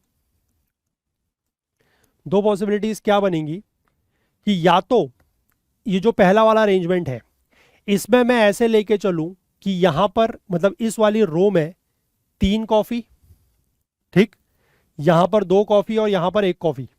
मैं इस रो की बात कर रहा हूं। इस रो में 1 कॉफी और 2 टी, क्योंकि हमें देखिए हर रो में एटलीस्ट 1 कप ऑफ कॉफी तो चाहिए, ठीक है, 1 कप ऑफ कॉफी तो हमें चाहिए। तो यानी कि 1 कप यहां पर 1 कप कॉफी, यहां पर 2 कप कॉफी, यहां पर 3 कप कॉफी। एक कंडीशन ये हो सकती है, ठीक। या फिर एक दूसरी पॉसिबिलिटी ये हो सकती है कि हर रो में 2 कॉफी, 2 कॉफी और 2 कॉफी और बाकी 1-1 टी, ठीक है। अब जैसे यहां पर इस रो में मैंने 1 कप कॉफी रखी है तो 2 टीज आएंगी, ऑब्वियस सी बात है। इस रो में 2 कॉफी है तो 1 टी आएगी, और इस रो में तीनों कॉफी है तो टी नहीं आएगी, ठीक है। और यहां पर हर रो में 2 कॉफी है और साथ में 1 टी आएगी, ठीक। यही पॉसिबल अरेंजमेंट्स हो सकते हैं और कुछ नहीं। अब देखो 1 कॉफी, 2 कॉफी, 3 कॉफी, 3 रो मेरे पास है और 3 चीजें हैं, मतलब ये 3 आप एक तरीके से अलग अलग वो मान लो कि 1 कॉफी, 2 कॉफी, 3 कॉफी। अब ये जो अरेंजमेंट मुझे बनाना है, 3 रोज है और 3 रोज में मुझे 1, 2, 3 चीजों को एडजस्ट करना है। कितने तरीके से कर सकता हूं?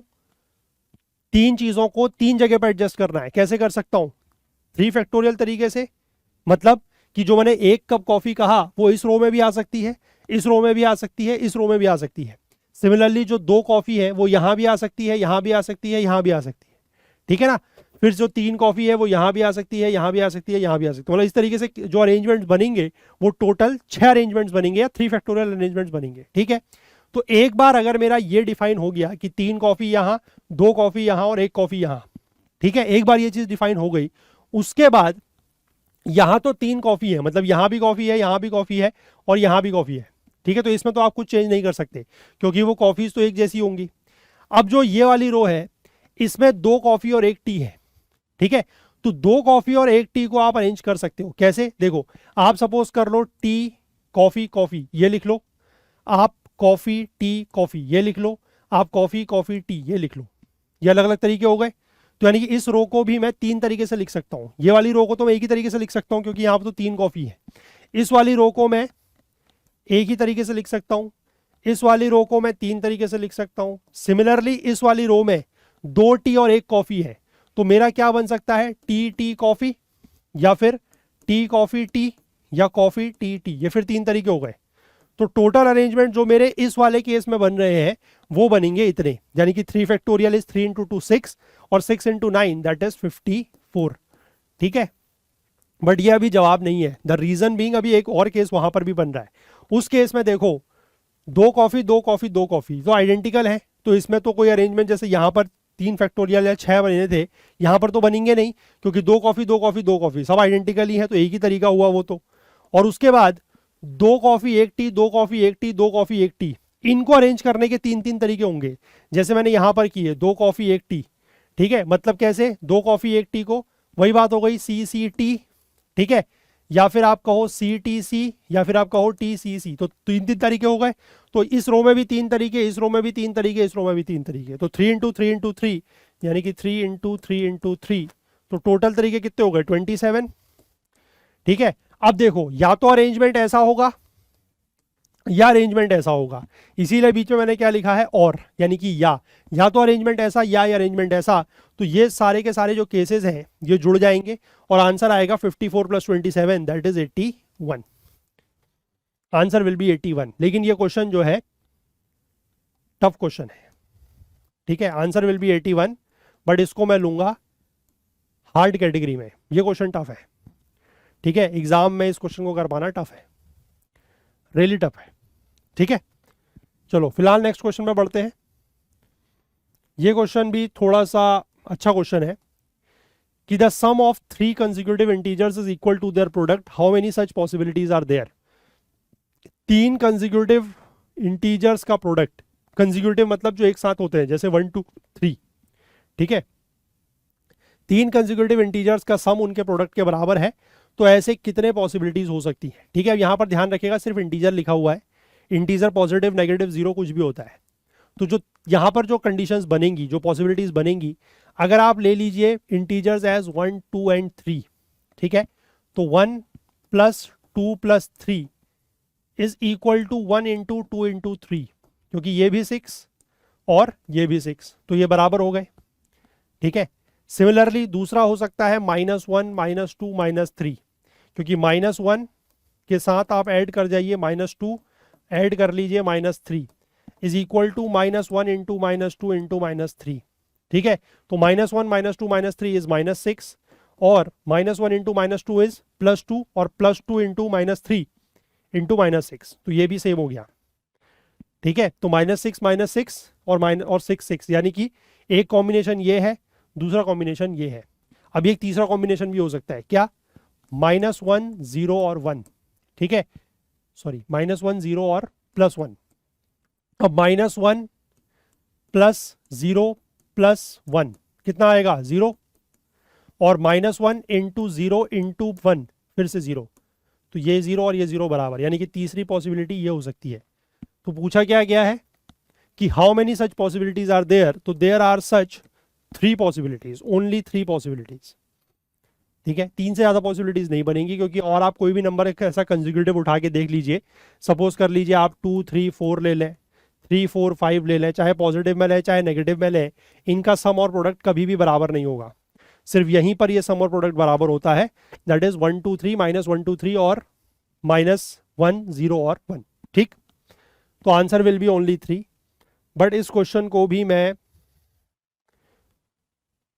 जो है हार्ड कैटेगरी में लूंगा, क्योंकि इसमें कभी कभी क्या है कि जैसे ये और ये तो ध्यान रहता है, मान लीजिए, है ना, कभी कभी हो सकता है ये ध्यान ना रहे, या सिर्फ ये ध्यान रहे तो ये दो ध्यान ना रहे, है ना, क्योंकि थोड़ा सा हमारा जो माइंड है ना वो पॉजिटिव तरफ में ज़्यादा चलता है, नेगेटिव की तरफ को हम नहीं ध्यान देते अगर, तो गलत हो सकता है।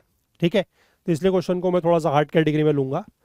इसके बाद नेक्स्ट क्वेश्चन मूव करते हैं, सेकेंड लास्ट क्वेश्चन है ये, what is the number of numbers of the form XY where X and Y are distinct non zero digits. ठीक है, हमें एक नंबर बनाना है 0.XY फॉर्म का, और जिसमें X और Y जो है वो डिस्टिंक्ट होने चाहिए। ठीक है, अब देखो, X की वैल्यू आप 1 से लेकर 9 तक ले सकते हो, Y की वैल्यू भी 1 से लेकर 9 तक ले सकते हो। ठीक है, नंबर्स कैसे बनेंगे? 0 1 1 0 1 2 0 1 3, ठीक है, and so on up to 0 9 9। लेकिन उसमें से ये टोटल नंबर ऐसे कितने बनेंगे, कितने नंबर बनेंगे? 9 नंबर यहां से, 9 नंबर यहां से, तो टोटल इनके कॉम्बिनेशन बन सकते हैं 81 नंबर्स के। लेकिन उसमें से हमें जो कंडीशन लिखी है कि X और Y distinct non zero digits होनी चाहिए। ठीक है, डिस्टिंक्ट होनी चाहिए। अच्छा, इसमें बीच बीच में से जो नंबर है, जैसे 0 1 1 0 1 2 0 1 3, लेकिन 0 2 0 नहीं आएगा। ठीक है, क्यों? उसके पीछे भी रीजन है कि नॉन जीरो नहीं आना चाहिए। तो ऐसे करके 81 नंबर्स बनेंगे, लेकिन उसमें से भी जैसे 0 1 1 हो गया, ये हमें हटाना पड़ेगा, 0 2 2 हटाना पड़ेगा, 0 3 3 जो है वो हटाना पड़ेगा। उसके पीछे रीजन क्या है कि डिस्टिंक्ट होने चाहिए नंबर्स। ठीक है, तो अब इस तरीके 0 1 1 0 2 2 0 3 3 आप हटा लेंगे तो टोटल 9 नंबर हट जाएंगे। तो 81 में से 9 आप हटाएंगे तो टोटल हमारे 72 नंबर्स ऐसे बनेंगे। तो आंसर इसका क्या होगा? Option A. और ये क्वेश्चन को मैं रखूंगा मॉडरेट कैटेगरी में। ठीक है, बहुत टफ नहीं है, लेकिन बहुत इजी नहीं है। अगर आपने ये कंडीशंस नहीं थोड़ा सा पढ़ी तो आप जल्दबाजी में इसका आंसर ये या ये लगा सकते हैं। ठीक है, बट दोनों ही गलत हैं। Answer is option A, that is 72। ठीक, लास्ट क्वेश्चन देखते हैं, रीजनिंग और क्वांट का last question, question number 80। The average weight of A B and C, A B और सी का जो एवरेज या औसत वजन है वो 40 किलो है। बी डी और ई का एवरेज वजन 42 किलो है, 42 केजीज है। एफ का वेट बी के बराबर है, तो what is the average weight of A B C D E and F. ठीक, देखो, आपको एवरेज का फॉर्मूला पता होगा कि sum of observations upon number of observations. तो अगर a plus B plus C divided by 3 करता हूं तो वो 40 के बराबर होगा, क्योंकि एवरेज ऐसे ही निकालते हैं। तो यानी कि a plus B plus C की वैल्यू 120 हो गई। इसको इधर ले जाके मल्टीप्लाई करेंगे तो उसके बाद क्या दिया हुआ है? बी डी ई और ई का वजन, b प्लस डी प्लस ई का जो एवरेज है डिवाइडेड बाय 3 विल बी 42, यानी कि b plus D plus E will be 42 into 3 is 126। ठीक है, अब इसकी जगह पर B D plus D plus E, इसकी जगह पर मुझे एक कंडीशन दी गई है कि f का वजन b के बराबर है या b का वजन f के बराबर है, कुछ भी कह लो, तो d plus E plus B की जगह मैं क्या इस चीज को d plus E plus F लिख सकता हूं, क्योंकि मैंने क्या किया, b को f से रिप्लेस कर दिया, कर सकता हूं क्योंकि b और f का वजन सेम है, लिखा है the weight of f is equal to that of b। ठीक है, अब ये कंडीशन आ गई, मुझे निकालना है a से लेकर f तक सबका एवरेज। तो सबका एवरेज कैसे निकलेगा, a plus B plus C plus d plus E plus F divided by 6।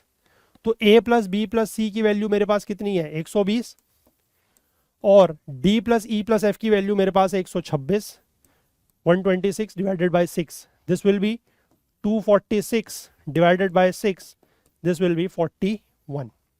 तो इसका आंसर जो होगा that will be option C, 41 kg is the average of A plus B plus C, D और E और F. इन 6 लोगों का average 41 है, और क्वेश्चन जो है वो एवरेज का बहुत ही आसान इजी क्वेश्चन। ठीक है, तो ये सारे क्वेश्चन हो गए।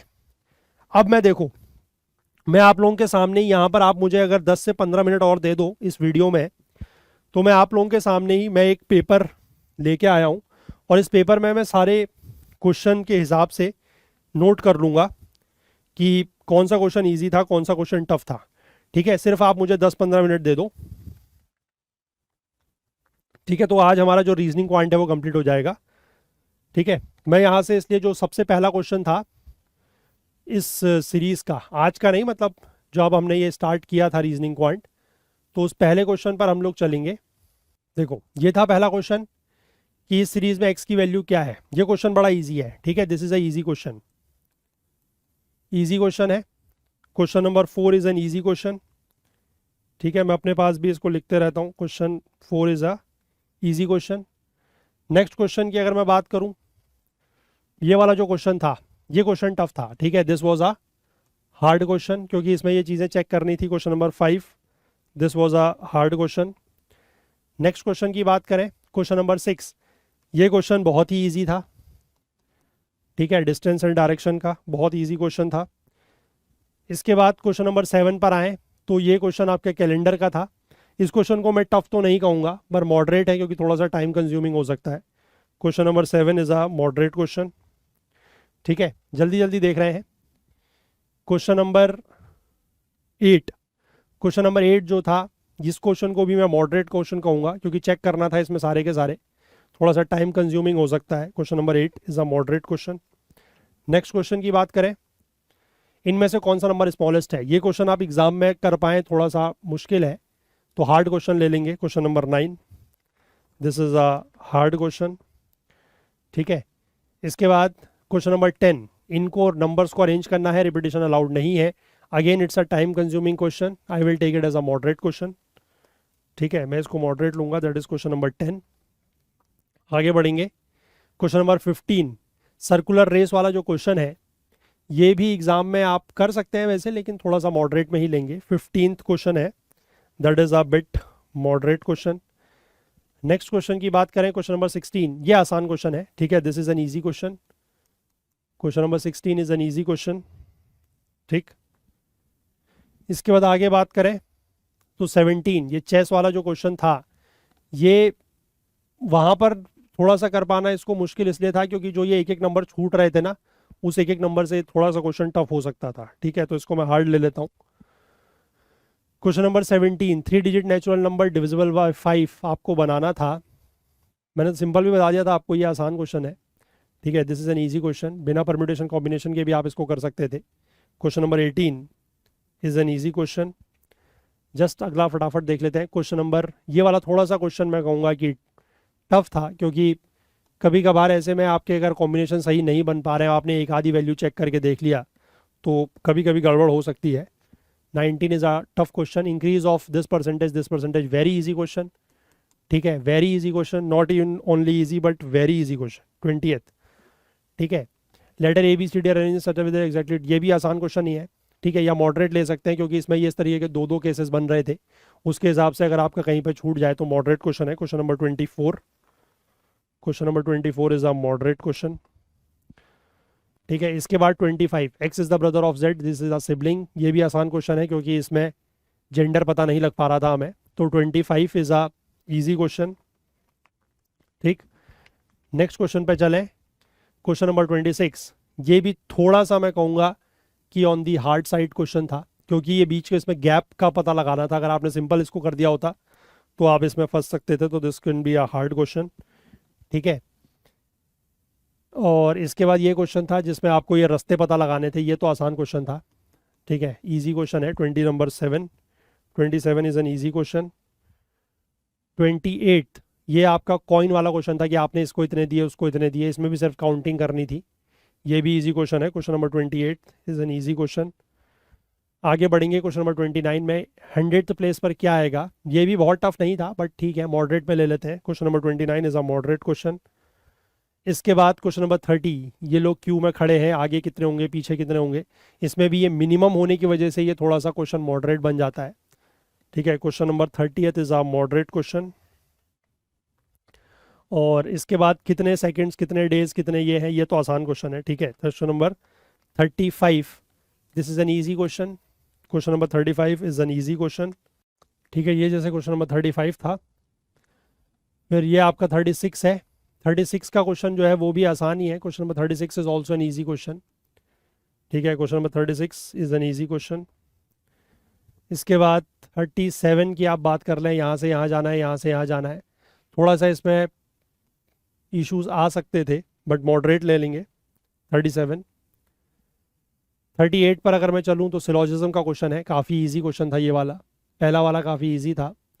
37 is an easy one. And 39 इसको मैं मॉडरेट ले सकता हूँ। ठीक है, 38 इज़ ईजी, 39 इज़ मॉडरेट। इसके बाद आगे अगर बढ़े क्वेश्चन नंबर 40 पे, 8 स्टूडेंट जो है वो ऐसे बैठे हैं। डेफिनेटली वर्ड होने की वजह से क्वेश्चन थोड़ा सा टिपिकल बन जाता है, क्योंकि अदरवाइज एक क्वेश्चन लगा के भी आप उसको जवाब अगर बता दें तो क्वेश्चन इस वजह से थोड़ा सा हार्ड है। अदरवाइज वैसे तो हार्ड नहीं है बट डेफिनेटली वर्ड की वजह से थोड़ा सा क्वेश्चन टिपिकल बन जाता है। ठीक है, आधे क्वेश्चन देख चुके हैं, जल्दी से बाकी भी देख लेंगे। 5 फ्रेंड्स ऐसे बैठे हुए हैं, ये तो आसान क्वेश्चन था नोटबुक्स वाला। ठीक है, question number 45 this is an easy question. Next देखें क्वेश्चन नंबर 46। ठीक है, क्वेश्चन नंबर 46 ये वाकई में एक टिपिकल क्वेश्चन था कि वो गांव जाता है और वहाँ की घड़ी ख़राब है या कितनी देर ख़राब है, तो ये एक हार्ड क्वेश्चन है। Question number 46। क्वेश्चन नंबर 47 की बात करें तो ये क्या क्वेश्चन था, अच्छा कितनी पेन लेता है, ये भी क्वेश्चन थोड़ा सा मैं कहूँगा हार्ड था। उसके पीछे रीज़न ये था कि यहाँ पर एक नंबर ऐसा बन रहा था कि जब वो इवन नंबर नहीं बन पा रहा था, तो उसको देख के जवाब आप ए मार सकते थे। क्वेश्चन थोड़ा सा टिपिकल था, हार्ड ले लेंगे। इसके बाद क्वेश्चन नंबर 48। ठीक है, ये क्वेश्चन आसान है, this is an easy question. Question number 48 is a very easy question. ठीक है, क्वेश्चन नंबर 48। 50th क्वेश्चन की अगर मैं बात करूं तो एज ऑफ मनीषा, ये क्वेश्चन भी काफ़ी इजी है। ठीक है, question number 49 is an easy question. Next question number 50 की बात करें तो इस लेक्चर्स वाला जो क्वेश्चन था कि कौन सा लेक्चर तीसरे पीरियड में होगा, this is again an easy question. 50th question जो है वो बहुत ईजी है। थोड़ा सा आप लोग वेट कीजिए, आपको ही पता लगेगा कितने क्वेश्चन आसान थे कितने क्वेश्चन टफ थे। ये क्वेश्चन जरूर वाकई में बड़ा हार्ड क्वेश्चन था, एग्जाम में कर पाना इसको उतना आसान नहीं है। तो question number 54, question number 54 is an hard question. आगे देखें क्वेश्चन नंबर 55, ये पिन बनाने वाला रिपीटिशन वाला मॉडरेट क्वेश्चन में मैं काउंट करूंगा, क्योंकि काउंटिंग वाले में कभी कभार कुछ चीज़ें छूट जाती हैं। ठीक है, तो उस वजह से क्वेश्चन थोड़ा सा मॉडरेट है, अदरवाइज अगर आप आराम से करते तो हो जाता। 8 equidistant point, this is again a hard question. ठीक है, क्योंकि हार्ड या मैं इसको मॉडरेट लूंगा, हार्ड तो खैर नहीं कहूँगा लेकिन मॉडरेट ज़रूर कहूँगा। ठीक है, 56 का आंसर विल बी मॉडरेट, ये मॉडरेट क्वेश्चन रहेगा। ये वाला ये आसान क्वेश्चन है। ठीक है, इसमें अगर किसी ने अपना दिमाग ज़्यादा नहीं लगाया तो क्वेश्चन आसान है, अदरवाइज ज़्यादा क्वेश्चन लगाएंगे दिमाग लगाएंगे तो गलत भी कर सकते थे। 58th क्वेश्चन, रिमाइंडर दिवस divided by this, this is again an easy question but exam में थोड़ा बहुत ऐसे क्वेश्चन कर पाने मुश्किल है, तो 58th is a moderate question. और इसके बाद अगर मैं आगे बात करूँ, ये वाला क्वेश्चन थोड़ा सा ज़रूर हार्ड है एग्ज़ाम में करने के लिए। ठीक है, क्योंकि गलतियाँ वहाँ पर होने के चांसेस रहती हैं, तो 59 is an hard question. 60th question की बात करें, 60th क्वेश्चन ये आसान था, this is an easy question. Simply equation बना के आपको सॉल्व करना था, तो 60 वाला जो है वो ईजी है। इसके बाद आगे बढ़े 64, ये सिंपली आपको जो वोट्स काउंट करने थे, ये अगेन एक ईजी क्वेश्चन बन जाता है। 64 इज़ एन ईजी क्वेश्चन। ठीक है, 65 की मैं बात करूँ तो लीव्स रिमाइंडर एट 3, ये भी सिंपल आपका एलसीएम का क्वेश्चन है। ठीक है, सिंपल आपको एलसीएम लेना था, इसमें भी और कुछ करना था नहीं, तो इजी क्वेश्चन ही कहूँगा मैं इसको भी।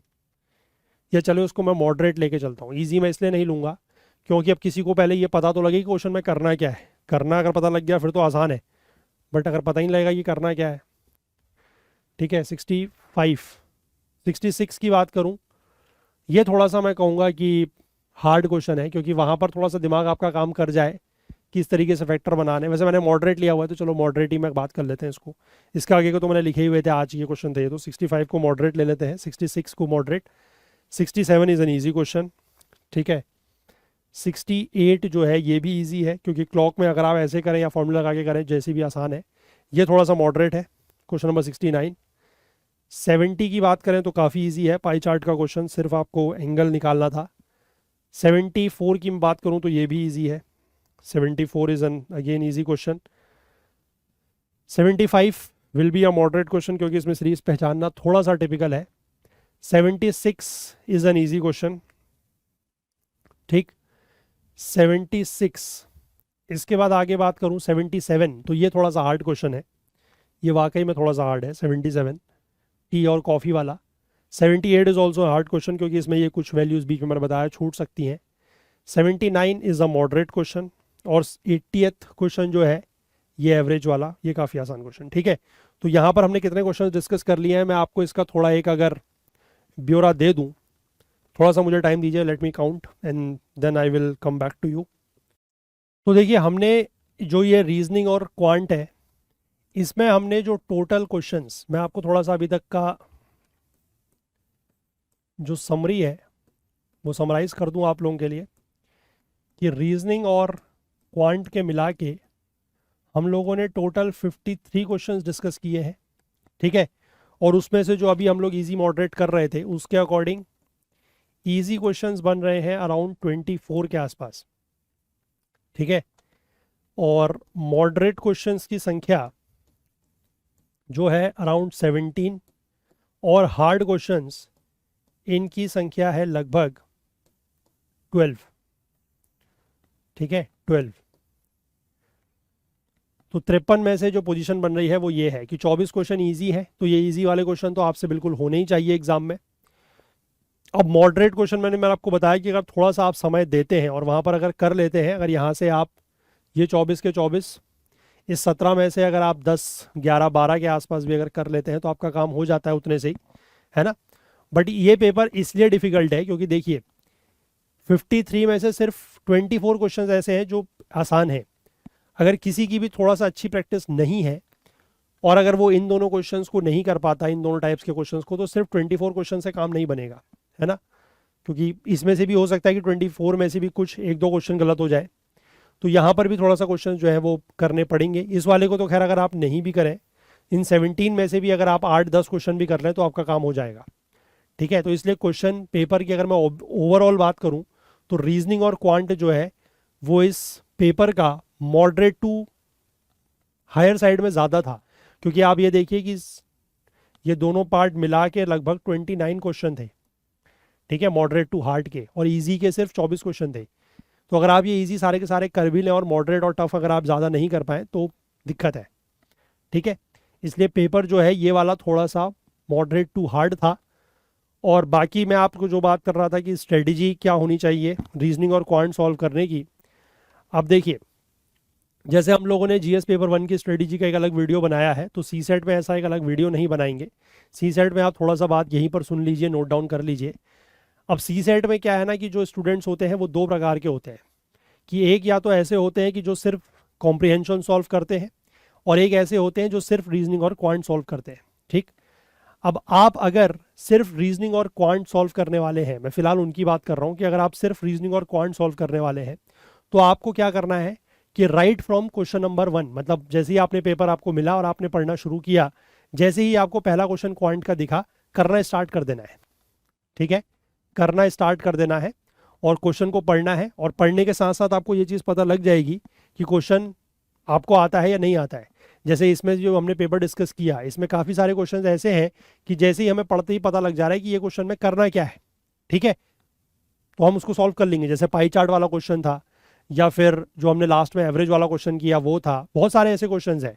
ठीक है, जिनको हमें पढ़ते ही पता लग जा रहा है कि इन क्वेश्चंस में क्या करना है, तो उन क्वेश्चंस को आप कर लें। और जैसे ही आपने मान लीजिए पहला क्वेश्चन पढ़ा आसान है कर लिया, दूसरा पढ़ा आसान है कर लिया, तीसरा क्वेश्चन आपको क्वेश्चन पढ़ने के साथ ही अगर नहीं समझ में आ रहा है कि क्या करना है, ठीक है, या क्वेश्चन कह तो रहा है कि क्या करना है, मतलब क्वेश्चन आपको समझ में आ गया, बट कैसे क्वेश्चन को सॉल्व करें, कैसे अप्रोच करें, अगर ये नहीं समझ में आ रहा है तो उस क्वेश्चन में फिलहाल टाइम खराब ना करें। ठीक है, मतलब मेरा पहला कहने का मकसद ये है कि पूरे के पूरे, जैसे ये क्वांट का पेपर लगभग, क्योंकि रीजनिंग और क्वांट के लगभग इतने ही क्वेश्चंस आते हैं, 50 to 55 क्वेश्चंस के आसपास ही आते हैं। ठीक है, तो इतने क्वेश्चंस में से मेरा टारगेट या मेरा कहने का मकसद ये है कि पहले आप सारे के सारे क्वेश्चंस, एटलीस्ट आपके जो ये वाले क्वेश्चंस हैं, ये पेपर में ना तो छूटने चाहिए और ना ही गलत होने चाहिए, क्योंकि यही आपका जो है वो नैया पार लगा सकते हैं, क्योंकि इन्हीं के भरोसे चलना पड़ेगा। इनके और इनके भरोसे गए तो नैया डूब जाएगी। ठीक है, नैया पार आपके यही क्वेश्चन लगाएंगे, क्योंकि यही मेजर चंक है। यहां से अगर आपको कम से कम, अगर आप 24 में से, जैसे यहां पर 24 क्वेश्चन थे, अगर आपको कम से कम 20 भी सही कर लिए तो 20 के 2.5 नंबर का हिसाब से आपके 50 नंबर तो आ गए। ठीक है, अब बाकी आपको 16 नंबर के लिए स्ट्रगल करना है, 16-20 नंबर के लिए। तो 8 से 10 क्वेश्चन भी अगर आप पूरे पेपर में ढूंढ के कहीं से भी सही कर लें तो आपका काम बन जाएगा। ठीक है, इसीलिए सीसेट के पेपर में अप्रोच ये रखनी है कि राइट फ्रॉम क्वेश्चन नंबर 1, अगर आप सिर्फ क्वांट सॉल्व करते हैं, रीजनिंग सॉल्व करते हैं, तो right from the question number 1 question को पढ़िए। अगर क्वेश्चन समझ में आ रहा है कि क्या करना है, कैसे करना है, तो कर डालिए तुरंत। ठीक है, और जो क्वेश्चन में पढ़ के ही समझ में आ रहा है कि ये क्वेश्चन सॉल्व नहीं हो पाएगा, या इस क्वेश्चन में क्या करना है यही नहीं समझ में आ रहा है, या समझ में तो आ गया क्या करना है लेकिन कैसे करें ये नहीं समझ में आ रहा है, उस क्वेश्चन के ऊपर फिलहाल फर्स्ट राउंड में तिकड़मबाजी ना लगाएं, समय अपना बचाएं और पहले कोशिश करें कि ये वाले क्वेश्चन सारे कर लें। क्योंकि ऐसा हो सकता है कि कभी आप उन क्वेश्चन में टाइम देने लगे और पीछे पीछे हो सकता है कि कुछ ये वाले क्वेश्चन हो, इजी वाले क्वेश्चन वो रह जाए, तो वो फिर बहुत ज़्यादा नुकसानदायक हो सकता है। ठीक है, तो पहले पूरे पेपर में ये वाले क्वेश्चन जो ईजी वाले हैं वो कर लें, उसके बाद जो मॉडरेट एंड टफ है पहले देख लें कि इजी वाले क्वेश्चंस कितने हो गए हैं। ठीक है, जब पूरे पेपर में आप रीजनिंग और क्वांट के जो 50-55 क्वेश्चन हैं उनको जब आप एक बार पूरा देख लेते हैं, सॉल्व कर लेते हैं इजी वाले, तो एक बार काउंट कर लीजिए, और काउंट करने के साथ ही देख लीजिए कितने हुए हैं और उनको AMR में फिल भी कर लीजिए। ठीक है, ताकि वो क्वेश्चंस आपको पता है कि चाहे वो 20 हुए हैं चाहे 22 हुए हैं कि वो OMR में हो चुके हैं। ठीक है, 1-1.25 घंटे के आसपास में ये काम हो जाएगा। उसके बाद आगे देख लीजिए कि फिर आप कितने क्वेश्चन मुझे और करने हैं, क्योंकि अराउंड 40 क्वेश्चंस के आसपास आपको इसमें लगभग करने पड़ेंगे अगर आपकी एक्यूरेसी ठीक ठाक है तो, है ना, तो वो कर लीजिए। और उसके हिसाब से ही फिर या तो इन क्वेश्चंस में जाइए जो मॉडरेट वाले हैं।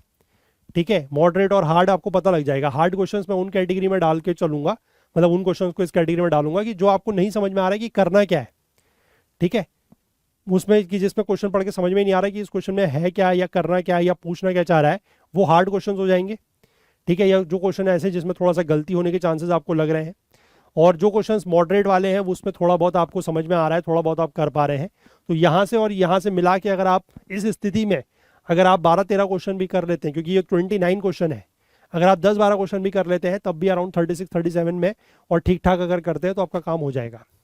ठीक है, तो यही इसकी स्ट्रेटेजी है कि जैसे ही क्वेश्चन पेपर मिले, अगर आप सिर्फ रीजनिंग और क्वांट सॉल्व करते हैं तो रीजनिंग और क्वांट में जो है वो अपना पढ़ना क्वेश्चन शुरू करें, क्वेश्चन पढ़ें, समझ में आता है करते जाएं, और नहीं समझ में आता है तो क्वेश्चन पढ़ने के साथ ही उसको छोड़ दें, फिलहाल फर्स्ट राउंड में छोड़ दें, उसके ऊपर समय बर्बाद ना करें, उनको बाद में देखा जाएगा। ठीक है, आई होप बात क्लियर है।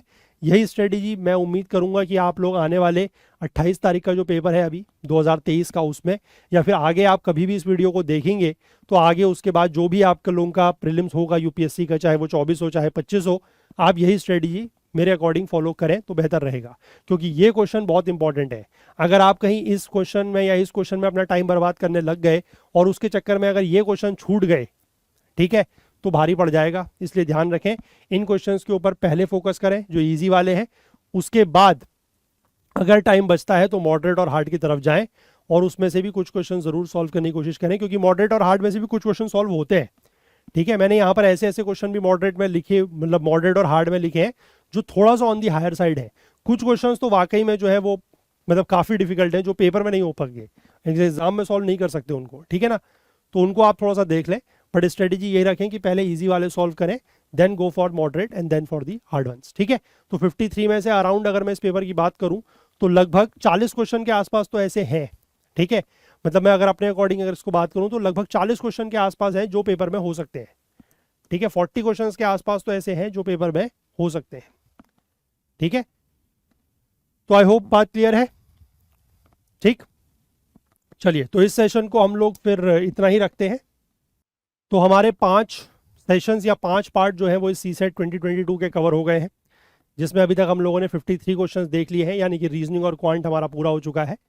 अब हमारा जो चीज़ बची है वो है कॉम्प्रिहेंशन, ठीक है। तो कॉम्प्रिहेंशन के मतलब 53 क्वेश्चंस हो चुके हैं टोटल, तो 27 क्वेश्चन बचे हैं।